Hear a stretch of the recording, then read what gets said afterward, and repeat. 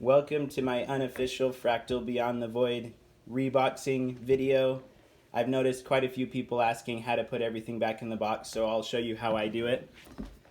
Jumping right in, there are a couple of boards here that are part of the expansion content. Those go in the bottom left here.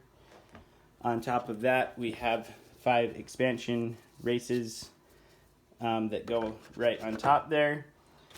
There are rules for several modules that come in the Beyond the Void expansion that are just on single cards. Those go on top there.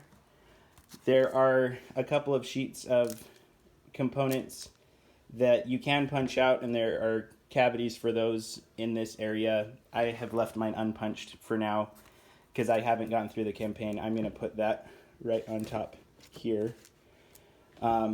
We have the big campaign book.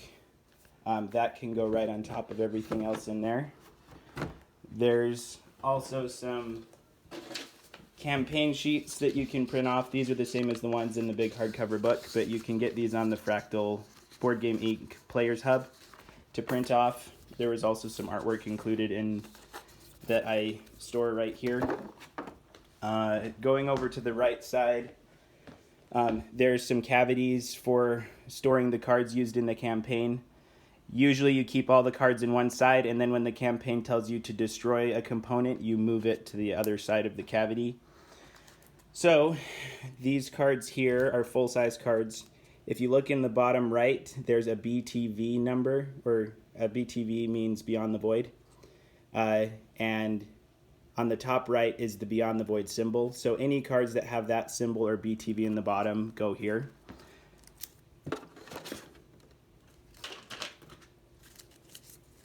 So there's all the full-size cards. I got the sleeves that Board Game Inc. sells with the game, and those fit really nicely in all of these slots. Next we have half-size cards. You'll notice that symbol in the top right again, and the BTV on the bottom right.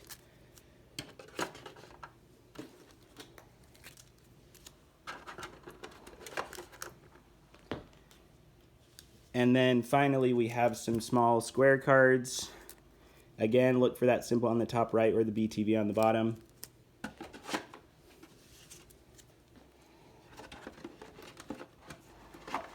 Okay, and I did have a handful of extra sleeves, so that's all that I have here on the right side. That's everything in the bottom. I'm going to go ahead and put in the top tray. You notice I already have a few things in here. Along the front, this is where I keep all of the ships for each color. This is one of the ways I deviate, I think, from how the organization was intended, in that I take the dice and I store them directly with the ships in these hexagon cavities.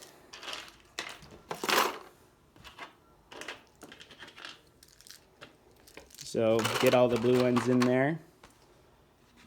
I also kept the cardboard version. I have a metal coin set that replaces the science tokens, colonies, and battle tokens. But I wanted to keep the cardboard ones just in case. So that's what you see already in the tray here. We have science tokens, battle tokens, and we have the colonies and faction tokens. So there's room for those to be in as well. Next, let's put away the Living Storm tokens. They look like this. They go in that cavity right there. These are some Victory Point chips. I put those right here, just to the left, so you can see that a little bit. There are Living Galaxy tokens. They look like that. I put those right in this cavity right here. It's a little hard to see from this angle. Let me tilt that up a little bit so you can see. Okay, right next to that, there's a slot for these metal blockade tokens. So I put those here, just to the right of the previous set of tokens. Then there are the battle metal tokens. Store those in the slot just next to there.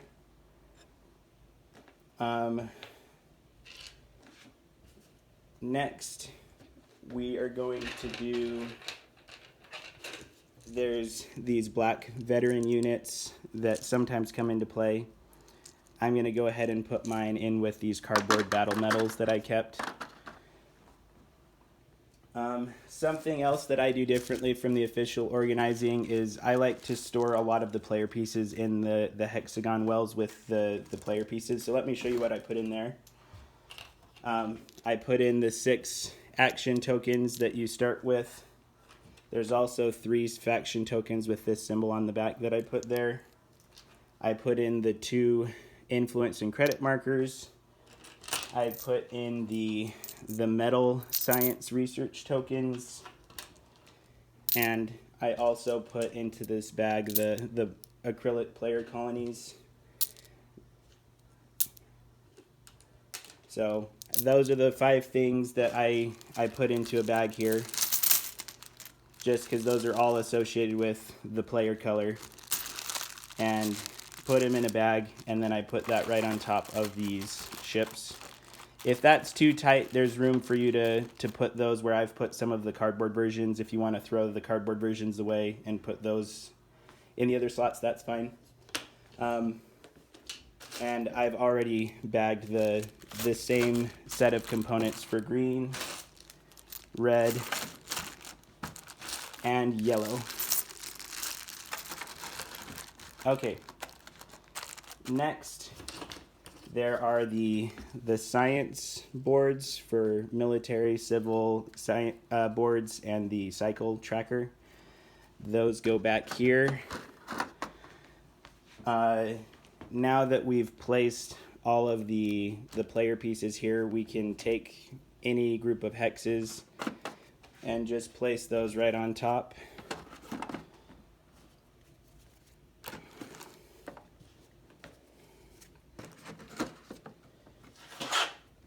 If you put the credit and influence markers in every slot, I had 2 extras, so I keep those in this square slot back here because there's nothing else that goes in there that I have. There's the Watcher first player token that goes in this slot here. Next, we mostly just have cards left, so let me do some cards. There are the square cards. We put some in earlier that had the expansion symbol on them. These have a C in the bottom right for core set, I think, and there's no symbol in the top right. Some of the square cards, if you may be part of the Alliance expansion that was sent with the Kickstarter for free, so there's an AL for Alliance on the bottom, and they have this symbol on the top right. So I combine my core and Alliance stuff together. There's only a handful of Alliance cards, but I store those all together in this spot.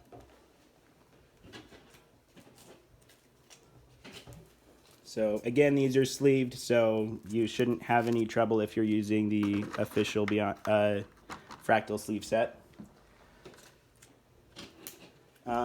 The half-size cards on the top, here's all the technology cards. Again, a handful of these are from the Alliance expansion, so look for that symbol in the top right or the AL in the bottom left. Those cards are all stored back here on the right. Sorry for the wobbly camera here. Then we have full-size cards that all have that C on the bottom right, bottom left, and no symbol on the top right. Here are all the government cards for the various factions. We also have the action cards, the tactics cards. So these are the cards that you use when you battle. I have these organized by color. They all have this sort of a card back. And finally, these are the objective cards that show you how to score points in each mission. And all of those fit in here with sleeves.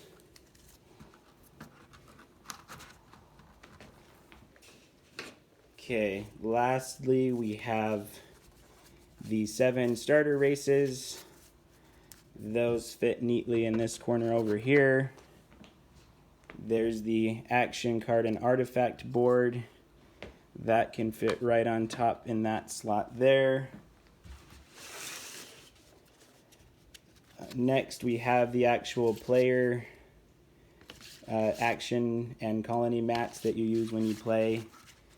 Those fit right on top of everything else there. It does help to orient them this way because there's a little nub there that'll get you if you orient it differently.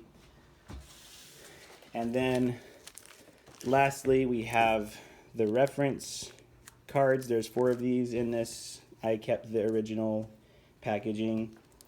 Then there's the core rulebook, the Alliance rulebook, and a couple of early Board Game Geek FAQs that I keep in here as well. And that's it. That's how I rebox Fractal Beyond the Void. Hopefully some of you found that helpful. This is my first time making a video like this, so hopefully you found that helpful. Thanks.